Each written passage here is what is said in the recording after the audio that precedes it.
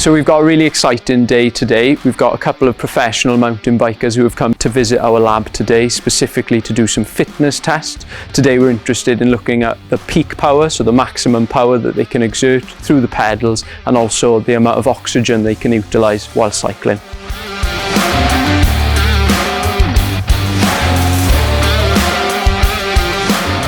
It's fantastic to have the opportunity to come down today and test myself against the machinery and see where we're at, and I think it just gives me a clear idea of where exactly I am quite specifically with my training. I've been training for a couple of months now, so the training's ramping up.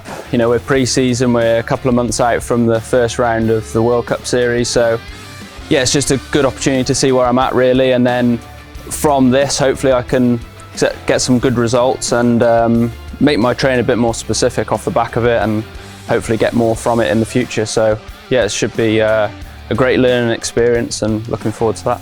It's super helpful to have, I guess, a base to progress from throughout the year. So like at the end of this year we can see how far I've come in terms of fitness